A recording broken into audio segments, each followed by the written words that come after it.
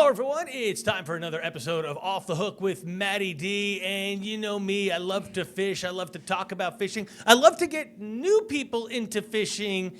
And my man, Simon Valencia, he has always done some really cool things with getting people into fishing. Simon, first of all, thanks for joining us as always. Always a pleasure. You held a beginner's fly tying class, and you had a leftover seat, and you decided to bring in Jacqueline Waters. It was so much more than fly tying. Well, fly fishing Yeah. class. As a whole, yeah. Yeah. It was intense. It was intense, and I learned a lot. So, Jacqueline, first of all, welcome to Off the Hook with MattyD. Thank you. I'm happy to be here. Usually it's Weather University. It is, so this is a little bit Yeah. different. All right, so let's before we get to some pictures and video, I'm really excited about this because Simone and I have always talked about one of the things we try to do is get new people involved in fly fishing to get them into this really cool world. And so, Simone, this is not the first time you've done a beginner's fly fishing class. Tell us a little bit about the background of the class and your philosophy behind the class. Yeah, so we hold these classes with some frequency. Usually during our slower months where we're not on the water as much, we try to put together as many as we can in those months. The goal of them is to take people like Jacqueline who have never held a fly rod and get them to catch fish by day 2. And that we did. That we did. Even though it was small. We'll get to that, Jacqueline. Don't Sorry, give it I'm away. excited. I'm excited. But yeah, I'm a true believer that in order for us to engage with our environment in a responsible manner, we have to understand it. And I don't think that there are many other ways to engage with it as profound as what fly fishing asks of us to figure out, right? Like I feel like there's a lot of learning, Yes. and that learning to science nerds like yourself, Oh, it was so much fun. myself, I feel like that really kind of connects us and gives us another layer of understanding for our surroundings, which I truly believe we need to take better care of. But well, we all agree with that. I mean, we have to our Earth was only one. And if it goes, we're done. I mean, let's just put it there it is, right? So we've got to be eco-friendly, eco-conscious. We've got to clean up. When I go fishing to my rivers and do stuff, I always have a bag with me. And if I see trash, I pick it up and carry it out. You know, I want it to be, and that's a simple, small thing. It's bigger than that. I get that for sure. Yeah. You mentioned something, and this is where I'm going to bring in Jacqueline. Jacqueline, you love physics, like the sciencey part of what we do, meteorology, you love. And so when you got to listen to Simone talk about the physics of casting a completely limp line with a flexible stick that should never go anywhere, but magically flies through the air, what did you start to think when you were in this class? I mean, I was like geeking out hardcore, and he does too. So it was just really interesting to see it from a physics side of point of view. We had 4 people in the class, I think, and then there was one other guy really interested in math and engineering. So it was like us two. We were like, I was like looking at him, and he was like, "Wow, this is so cool." I'm like, I'm glad I'm not the only one. But it was really interesting. You don't think about that often, and I mean, we think about physics every day because our job, Right. but not physics and the movement of a fly rod. Right. And the fly rod is something, to me, it's magical. I just, Simone and I have been out together numerous times, and he has worked on my casting. I've worked on my casting by myself, because you could fish like I have for 30 years, and it's still very different because there's so many different styles of fishing. Simone and I were out the other day getting into some early season shad. We're going to talk about shad in a bit. And you were like, Matty, your cast is so, because you throw so much weight all the time with split shot, it's so big and wide. And I'm like, I know, we've got to find a way to get it tighter, and, you know, it's fun. The muscle memory is Set in big time. It's tough to fight against the muscle memory. Yeah. But you have a good cast. You have an ideal cast for a lot of situations, which is what you've been working in. And then if we take, it's like taking a bulldog into a greyhound race. It's like I'm gonna come in last. I wonder. So we had also a lacrosse player in our group, and I know he struggled with a lot with like casting. Does tennis play a role in your cast? 'Cause I know you play tennis. No, I don't think so. Oh, maybe because Like your wrist. Because I do come like in a tennis serve, I come forward so hard so fast. And one of the comments you always make is you need to come forward as slow as you go back, or vice versa. Equal. Yeah, right. Metro- 'Cause I metronome. go Yeah. one too fast versus the other. So Right. yeah, there probably is something there. So, all right, Jacqueline. So, first day of the class, it's a lot of sitting in Simone's kind of study hall, if you will. Laboratory. Yeah, right, laboratory. I ramble. I just ramble for hours. But honestly, so that's one of the things. It's a long class. You didn't lose my interest once, which is good. Because it's like what, 4 hours we were just talking? 4 hours each day, yeah. Yeah, and I mean, I was hooked like right away, and you keep it really fun. So I love teaching. Teaching to me is, I've always said I'm a recovering social worker. I've worked in elementary schools. I've worked teaching all sorts of stuff. Pretty much at every point in my life, something that I'm doing is teaching, and I really do enjoy teaching. The class size is usually 4 to 6, and it's manageable, and I get to actually pick. I get everyone to introduce themselves, and I'm like, okay, I got 2 science people, and I got someone who's into art, and I'm mixing in Jackson Pollock with, some Feinstein, so you can understand physics, and yeah, right, exactly. I don't get too nerdy with the physics. Okay. I stick to Newton pretty basic. Pretty basic stuff, but it's we definitely talk about like potential energy. yeah, we kinetic. Yeah, you were getting into it. Not that much, I guess. Not too nerdy, No, but no, nerdy but- enough. Right.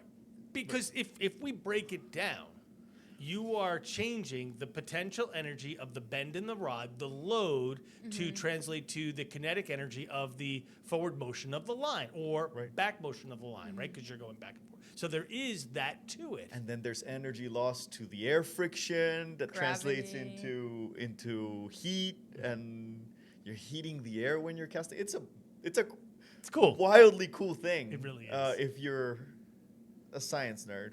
Right? I think all of us.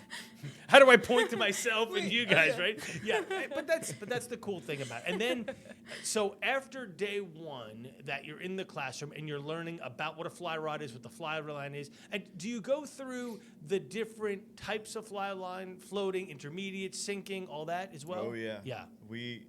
The first day is 3 hours of understanding what we're handling and how we're handling it. And the last hour is actually going out and casting. And So there we go. Wow, look at that form. I'm just standing there. But we did get out and we got to cast at like in the water. And Jackie's a good student. Jackie has very good hand-eye coordination, very receptive, and by the end of that hour that we actually had out, you had very much a working cast. It was frustrating though. So I grew up. Oh wow, look at me go! I grew up spin fishing. Is that what you call it? Yeah. Now, I don't even know what it's called anymore. But I went out on the boat, the party boat, with my parents, and we would just throw the line in. So it did take a little bit of getting. It's honestly, we're gonna go fishing today. I'm probably gonna have to start from scratch again. You'll probably hook me. Yeah, probably with the wind. Especially with the breeze out there. Hopefully the breeze calms down just a bit. You guys need to dial it down a little. It's been very breezy lately. Yeah, I know. It was ripping when we were out there too. Yeah, for sure. All right, so you're out on the water, and by the way, where do you take your class for the first time? Is this Shields Lake over at Burr Park? Yeah, so we rent out an office that is just for it's just us all day uninterrupted, and then the Shields Lake is only about 5 to 10 minute drive from there. We meet there, and usually I stay as long as the last person wants to stay. And we actually put casts out. I would say everybody by the end of that first day had a cast that they could go out and realistically catch trout or like some bass or sunfish, just a cast that they could start with. Right. And that that's the end goal, is like, let me get you started here. And the understanding of like what different weight rods are, different lines, different flies. We really kind of, it's a deep dive, and I just don't shut up. It's just continuous me rambling and asking like, does that register? But that's what we need for someone that's never done it. That's what I needed. And I mean, yeah, I can't just go out there and know what I'm doing, you know? Well, and I think there are different things about the way somebody can tell you something, and you might pick up on it, but then if somebody else tells you the same thing with a different phraseology, all of a sudden it might click. And that was one thing you did well, too. You talked a lot about, like, you gave different, I can't think of the word, different, not similes, different, like, oh, what's that word? I know what you're saying.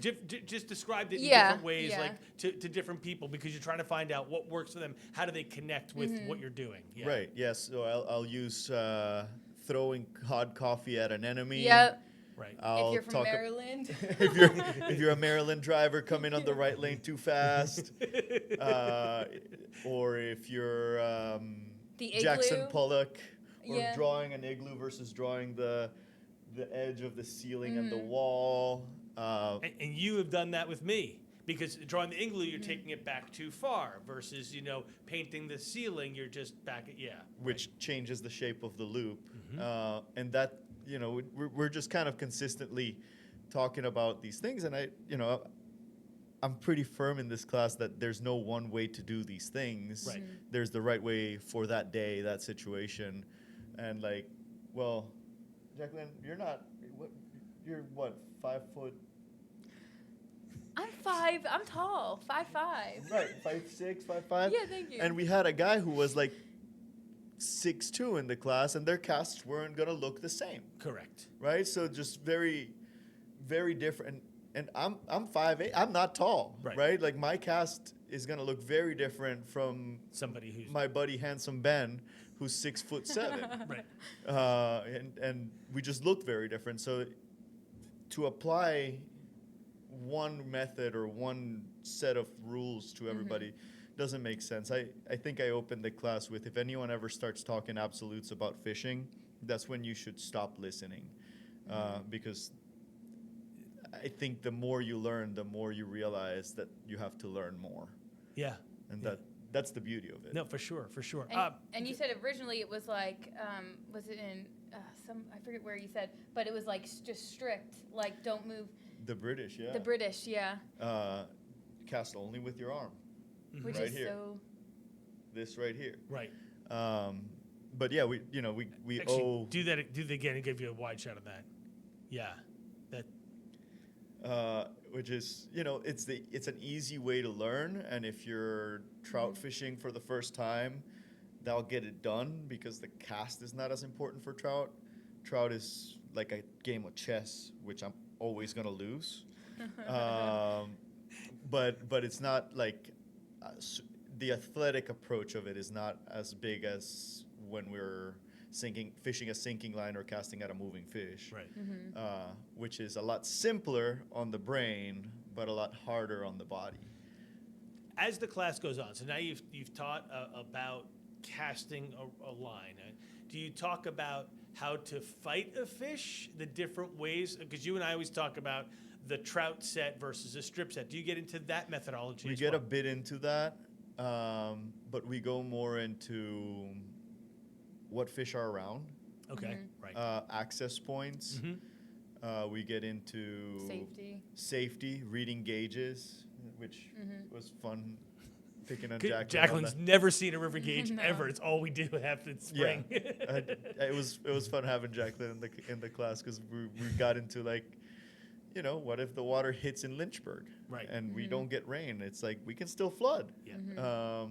So which gauges to check, how to check tides, what flies to use under different circumstances for different species, targeting methods. And then I put on the table the offer of going to cast again or tie flies, and we do a blind vote. The last one they all wanted to tie. Jacqueline's class, everyone wanted to cast. So I just feel like you could look at a YouTube video and, I mean, I know probably not. I probably couldn't. But, like, casting is so much, I don't know, more It's hands-on. valuable. Yeah, to learn, I think. And so there's a point to that. I mean, so Simone also does fly tying, Yeah, that's fly what you tying also classes, and he teaches, one of the ones that I went to was a shrimp pattern for redfish, because we were in that time of year, and he just did one recently, and he was tying deceivers and clousers because we're in shad and striper season. Right. So you're just keeping them to those type of things. If Simone was a trout guy, you'd be doing bluing olives and all those. what's that? Yeah, stop. You know exactly what it is. I don't know what it is. Blue olives? Blue-winged olives. I mean, but you can't see them because when you have old eyes like we can, there's size 18, and it's like whatever. But I mean, there's so many different things, and they can get really complicated. Yeah. And it's kind of like doing a puzzle. And the because of so many smaller it steps. gets, the harder it gets. I mean, there's not a big enough magnifying glass for me. Anyway, let's continue on with your class. So, you guys then decided, okay, let's go cast some more. So, and then the second day, you go to a pond. We went to a creek. A creek. This was creek fishing. This was on a nymph. It was cold this day, too. Let me get to the pictures. Simone said that I did well. It was cold, and the fish were not biting, but we didn't leave until we caught one. I caught a stick first. That's the picture of the stick. So that's really good because everybody catches a stick or usually a tree or a bush, something along the bank. You didn't catch a tree. I caught a stick?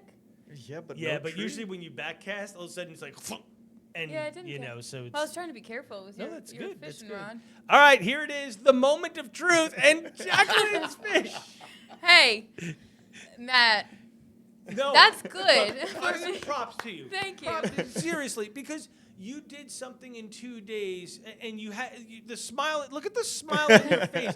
I know it's a I small look tired too. Yeah, well, because you got up at 2 a.m. every day to work. Then you went to Simone's class for 4 to 6 hours because you're not someone who ever quits. You keep pushing ahead, and then she comes in Monday. She goes, "I'm so tired." No kidding, right? I mean, I think that it was probably 35, 40 degrees that day. Oh, it was right, because so Saturday was the cold. better day. Sunday was the chilly day. Yeah. And we get I out couldn't there. feel my fingers or my toes. Oh, it was super cold. And then we actually, and getting those fish to move, these are warm water fish, getting those fish to move was pretty tough. For sure.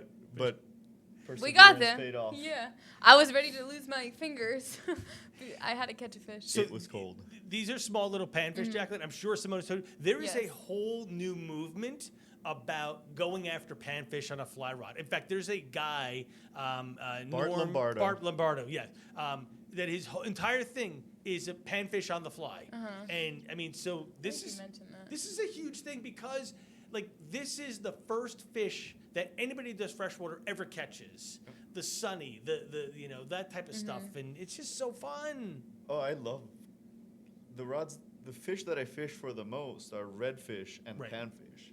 Right. And I love panfish. You know what's next on my list? You both know. Come on, guess. She wants to go for tarpon. She wants to go from. Let's just make sure we understand it. She wants to go from this to tarpon. I'm going to do it. Well, we're gonna In go the catch James baby River tarpon. today. You're gonna go catch shad. Poor man's tarpon is what they call Yeah, shad. it's the James River tarpon. Yeah. Yeah. Wait until you see a video of me on the fishing show. Was there a fishing show? I don't know. Yes, this is the fishing Well, This show. is the fishing show. Off the You're hook right. with But I'm MattyD. gonna be like, You made it. yeah, I made it. I'm a fisher now. Angler. Angler. I'm learning my fishing We've terms. got to get her into this whole thing. Okay. All right. So the plan is after this show, Simone's going to take you out on the James River for a couple of hours. It is windy. Please do not hook Simone. It does not tickle. It's okay. And really the tarpon, the shad are hitting pretty well right now, as Simone will tell you. Yeah. No, and you and I got into. We took a little searching. Yeah. It took us probably 3 or 4 hours of moving around till we got into the school, and we finally did. And what it was interesting because before I came to you, I was on the last hour of the falling tide. Yeah. and then we hit low tide, and then it rose, and we did a lot of searching for 3 hours, and then we were in the last 2 hours of the rising tide. And some people say that that's something that triggers fish and bait fish and whatever. I don't know, but once we found them, it was like every other cast we were thick. Oh, it was super good. I think, fish move with the tides. Yeah. And that school that you were on just moved away. Yep. I don't think that there is a better tide than another. I think there is the right tide at the right spot. Mm-hmm. Okay. So I think you should fish every tide. Right. I think you should fish every tide, but you get rewarded in one spot at this tide, and you come back and you can recreate that, and you think that that's the tide to fish. There's something to be said for that, for sure, because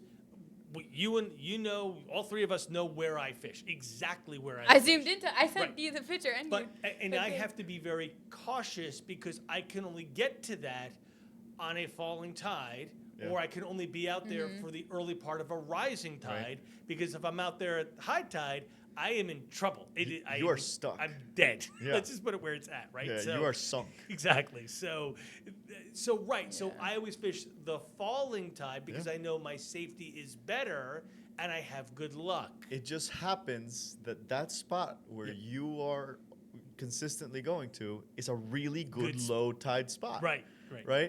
I wouldn't fish it at a high tide. Right. Yeah. Having access on a boat, I still wouldn't fish it on a high tide. It is a really good low tide spot. Which is interesting, and I just happened because of safety and what I can do, so yeah, anyway. But yeah, we're going to go catch some baby tarpon, essentially. some big tarpon. I'm going to be really fighting it. You're going to have fun. You're going to have a great time, for sure. This is definitely going to be a step up from the sunfish. Yes. We're gonna do good. Yes. All right, let's as we're kind of talking here, Simone. Obviously, we always talk about this. The brick and mortar is gone. However, the website still exists because guide services, guided trips still happen. Requesting a trip, you have 2024. This is now 2025. But Shad and Striper, you are booking right now because there's a whole lot going on. Yeah, I mean, the springtime here in Richmond is fishing Christmas. It's pretty good. Yeah. And by pretty good, I mean it's kind of unreal. It's just consistent action. We can get beginners out on the fly rod and do pretty well. Experts will catch many dozens of fish a day. I can't promise that, but I can strive for that, and that's like a realistic expectation. And we will have tons of species that are here just for a short period of time, and we shut it down around mid to late April, mid to late May. We do have still slots available now that the brick and mortar is closed and we don't have to be at the shop. We are able to run a lot more trips. So the last 3 seasons we've sold out completely. We have about double the availability this year, so hopefully people want to come out and request a trip and fill those gaps that we now have available. Right. And there's the request a trip, and you can see what you can go for, the different times, the calendar's available, but always you can give them a call. Is that number still working? Yeah, it's going to go straight to voicemail. Right. I return those calls. Yeah, so that works out really well. So typically in this time of year, you keep it soft in March because we never know high water, cold water, windy days, etc. But you're starting to kind of fill up these soft days here and there, you and your team. Yeah, so the late March portion of the season is some years is incredible, right? And some years not so good. And high water usually is the one that does us in, but I don't think you've called for that much water. Hold on, let's find out on that question. Jacqueline, do we have any substantial water coming? Well, because I'm the host of Off the Hook with MattyD, you're the meteorologist now. We got showers, a few chances of showers next week, but I don't see any huge rainmaker. Right. So that's pretty sweet. There you go. Keep it that way. I'll try, and I'll try to keep it not breezy so that no one gets hooked like you by me. Hopefully not. It'll be okay. Simone, I'm going to say this on full screen here. You don't have to blame me anymore. You can blame Jacqueline. But But don't you have control of that board? I see the board. I have control of the board, not of the weather. So blame Jacqueline on Isn't the that what that board does? Controls the weather. weather. Yeah. I wish it did, right? Make it sunny at 100 is what I would do in a heartbeat. So, yeah. 100? Oh, I love He's heat. crazy. I love heat. Yeah, but all right. We need to get out. We need to get out this summer and watch you bake on that boat like a. Yeah, I'm not the Right. one Like a who's pan pushing fish. like you are, for sure. All right, rude. so once we're done, someone real quick here. Once we're done with shad and striper, what are we targeting next? Are some redfish, or we're waiting a little bit longer for redfish? No, we are going straight into redfish season, and I don't think I have any full days open at this point. Wow. For the next month, I have at least a half day almost every day. Which means I still can put a half day, but I can't do a bay trip, right? But at about March 15th on, we are going to move on to redfish, and that go May for 15th. May 15th. Yeah. And we're gonna go redfish May 15th through Thanksgiving, and maybe further in, depending on how how Right. cold the winter is, etc.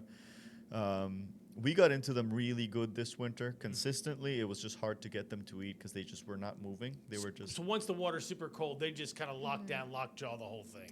they barely move. Yeah. Yeah. So it becomes tough, but we're gonna go until that water's probably about 50 degrees. That usually 50 degrees is that point at which they begin to shut down. Gotcha. And when we see 50 degrees in the spring, they They begin start to speed warm up. back up. I gotcha. But we got into them in 45-degree water, and we're able to get a few to eat this winter, and that was cool. Right. But it's tough. Of course, those days don't have to be just redfish days. We do Spanish mackerel, bluefish. If the conditions are just right, we'll go look for bull reds and cobia, and that's pretty much. And there's gray trout, speckled trout, croaker, spot. These days out on the bay, these summer days out on the bay, is a box of chocolates. We can do so much. The chocolates. You don't know what the day's gonna throw at you. It's a It really is. It's a smorgasbord of species, really. yeah, and Yeah. and they all are targeted differently, and we just have to be ready to adjust. But my focus truly is redfish. If that's all we're doing, that's what I'm happy to do. If you want variety, we can put it into that day. Gotcha. Of course, Reed has his snakehead, gar, and bowfin, and largemouth bass program, and Keegan has a program of all of that minus the snakehead going on. They fish a little different in different waters, but they have a pretty cool fresh warm water program where you're in the swamp in lily pads. If you like the heat, we're gonna get you sweating out there. I love it. I think it's great. I love the summer, but I don't that heat. Yeah. Oof. I love the fall. Yeah. Fall is great too. And then Mike Renius on his smallmouth bite all summer long. Right. So that's going to be a lot of fun if you want something that... He also does carp. You and I are going. He told me I have to grab you. You and I are doing carp with him. I can't wait. Yeah. I love carp fishing. I've never done it. I've wanted to do it. I just want to feel that ridiculous scream of the reel, the pull. Yeah, I mean, it's rare in freshwater that a fish pulls like that. Right. Yeah. It's and they get big. They get big. They don't tire. No lactic acid buildup. It's crazy. Wow. Yeah. So Jacqueline, what you're I don't know what that means. if you decide to do if you run, your muscles get tired. Oh, wait, okay, I do you know, cramp. yeah. That's lactic acid. Okay. In carp, that doesn't happen for some reason. Other Oh. fish will tire. These fish really don't tire. I wish that was like me. Yeah. But you and I get tired. Everybody. If you decide to do this, and I hope you do, and Simone hopes you do, right? I mean, you'll find out more today. It is so cool, the different species. You keep saying you want to go for tarpon. There's so many Yeah. other species out there beside tarpon. Now, tarpon is probably one of the best known game fishes there are to chase in the ocean because of the sheer size. And the strength Yeah. and The I mean fight. and the difficulty. I mean it is what you're saying is I caught a baseball that was thrown at me, and now you want to play major leagues. And I'm here for that journey. I am here for it all. Like, I want this for you. But there's a lot to do I know. in between. So, Jacqueline, you know, I just went down to Florida and I did some tarpon fishing in the Everglades. We went for what's called juvenile tarpon, right? Which means they can grow up to 40 pounds. And Amazing. to me, that's not juvenile. To me, that's ginormous. That's a big fish. But they grow even larger. It was the hardest 6 hours of fishing I have ever done, just because of the constant casting and retrieving and casting and searching and etc. And I got a 3 pound. It was great. I had a 12 pound on. It was 37 inches. It came flying out of the water, and then it drove at me, and there was no chance of me stripping fast enough to hold it on, and it came right off. And the look of shame on my face, like I literally was going to cry. It's heartbreaking. It is, because, I mean, that was my one shot, you know. We had a lot of opportunities of eats that I didn't hook set, etc. But it was still like, But I'm it's going an back. unforgivable, unforgettable, but also unforgivable. It's unforgivable that I lost a fish. Yeah, it's an unforgettable experience, regardless. Yes, for sure, right. Regardless of whether you have the picture or not, which, I come don't. on, Matty. I know. I Right. know. So, Come on, brother. and it was also early in the season too. The guy that I hired told me that, so I will go and do it. And I'll even pay for Simone to come with me, because I'll that go would with be you, so brother. much fun. I will go tarpon fishing. That means that I have to anytime. take you away from work, though. That's the problem. I'll go. Okay. Twisted his arm. I think that's one of the reasons, though. I mean, not that I've never been tarpon fishing. Tarpon. I always say tarpon, right? Tarpon. I-N. O-N. Oh. T-A-R-P-O-N. I don't even know what I'm doing. Tarpon. But I think that's why I like it, because I'm an adrenaline junkie, so I like the fight of it, not sitting still. And I don't know. I say that now. But. So Simone has chased the big ones. Uh-huh. Ask him about the adrenaline in chasing the big ones. Yeah, see, that's what It's excites nuts. me. It's nuts. Right. But I think that there are another 5 other species, including carp, that do that same thing for me. Really? Yeah. Redfish does it for me. I know redfish does. Yeah. Cobia does it for me. Bull Carp reds? does it for me. Oh? Bull red? Not as much. Because, I mean, you're 48-inch bull red on a 8-weight. Yeah. I think maybe it was because of the land of that fish on that rod is really, but your smile was like, I mean, when I get a text from you from the water, I know that it was a good, like, you know. Yeah. But I don't know. Yeah, the bull reds don't do that for me, because Okay. they're in big schools usually. Yeah. And I know that if I see them, I'm gonna catch one. Right, okay. The stakes are pretty low. I think for me, it's more about the stakes of the difficulty of the. Well, I'm in this situation finally. We've worked really hard. Like, we've towed a boat, we've dropped it in the water, we've pushed miles on a pole, and now I'm in this situation, in this position, and it is a difficult one. And now I have to act perfectly. That to me is. So it is the seek and challenge and the master of that challenge versus the physical fish itself.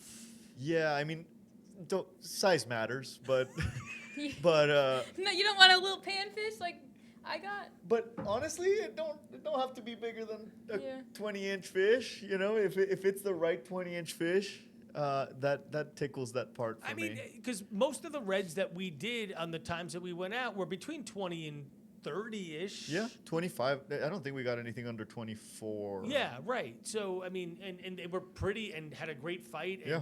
you know, you're still amazed about the coloring of mine, the multiple spots, the that's blue. so pretty. Right, yeah. That's the prettiest. It's not the biggest, but it's the No, it's prettiest red. there's something about the prettiness of the fish. Yeah. I agree with that for sure. And so. you know, people chase brook trout because they're beautiful. Right, And they exactly. are on average 5 inches. So It's, yeah. And you're doing it on a 2-weight rod, which Yeah. I know you have no understanding of. that's a panfish rod, Matty. That's a panfish rod. But a 5-inch brook trout, which is like 7 ounces on a 2-ounce rod, is incredible. It's all right. So is a panfish. I love panfish, so I I'm just know. gonna defend panfish till the end of my life. It's all good. You can absolutely. All right. Hey, we're gonna wrap this up here again. If you want to hook up with Simone or his entire team, currentculturefly.com. Check out the different guides that are part of his group. You can classes and events are posted on here. He hasn't updated them. You'll be looking out farther in the year now. Don't forget about the Panfish tournament. Speaking of that, coming up, dates will be announced soon. You can contact Simone and his trip. You can request a trip by clicking on the request a trip thing. You can see shad, striper. Look, he's got brook trout, folks, but that's of course with one of his other guides. There's the snakeheads, warm water species. Of course, there's different hunts as well as we get into fall and winter. There's so much going on. Jacqueline and Simone. Show those redfish pictures. I like those. Let me see if I can find the redfish picture. Yeah, He yeah. wants me to show you that one, folks. Yeah, right there. That's what we want to go do. I want to go do that. Show that to everybody. That is pretty. It really, it's work. Like you've got to make a really, really good cast. I mean, yeah. It's and tough. It is tough. It is for sure tough. Absolutely. But you're seeing turtles and rays and shrimp and crabs and mullet and birds and And you're out on the water. And mullet and mullet and mullet and mullet. Yeah, Oh my! The first time we went out, it was Mullet City. Ooh, it was so much it was mullet. too much. There's so much mullet. Fun. Anyway, all right. So the last question I'm going to ask Jacqueline. This is for you. Okay. As a teacher, putting you on the spot. Okay. How do you grade Simone? Because remember, Simone graded me as a student. I know. So And now I want you to get be hard. Yeah, you get. What did you like? What did you? He was actually in a different room this whole time. I thought, I mean, honestly, I thought he taught it really well. He explained it in like a lot of, not just like the casting, but also he gave a lot of examples on what like the colors mean, what when you pick the fly. I understood it, and that's like I mean, I listened to like Off the Hook and stuff, but I had no experience in fly fishing. So, like, what's the scale? 0 to 10? 10 is outstanding. 0 is I would never do this ever in my life again. We're going today, Maddie. Right. Yeah. So we're at 9 least, point. I was saying we're at least six. starting at an 8. 9.6. Because you have to have. I can't give you a 10. You have to Have room to grow. Yeah, exactly. Okay. I like But it. I mean, honestly, there's nothing. Like I was trying to think of something I could recommend to do better, but I mean, really My nothing. patience. How about my patience? No, it was good. So I think that's 100% true. Like the times that I've been out with Simone, most Uh-huh. recently all the way back through Redfish, he's always teaching. Thank you. He's always Passionate. Passionate. It's a very personal connection. Some guides are business-like. This is what you're going to do this way, and he's just going to work, and you're going to. Whereas Simone, there's a conversation. He wants to know about what your feelings are, how you're working it, why you're working it. There's and that's a huge compliment. I think you appreciate get that. into. For that day, I feel like I am fishing with my best friend. Beside the fact that you and I are really good friends, Yes. I feel like that's how you treat all your clients. I think that's a huge compliment. I appreciate that. Yeah, no, I love spending the day on the boat with people who I am trying to show the best day of their life. That's my goal every time we get out. Right. So I want them to feel comfortable with me and feel at home. So I appreciate that. That is what I shoot for. And I think you master that. So, I appreciate that. so as I they appreciate say, you teaching me. don't go changing. That's all we're going to say. I appreciate it, Maddie. Gonna make me cry here. No, we gotta go catch tarpon. Baby tarpon. Baby tarpon in the James Real River. tarpon. All right, I'm going to let them go. They're going to go catch shad on the James. Maybe get lucky with a striper. In the meantime, this has been Off the Hook with MattyD, and I thank you all for joining us. We'll see you again next time. Thanks for joining us for another episode of Off the Hook with MattyD.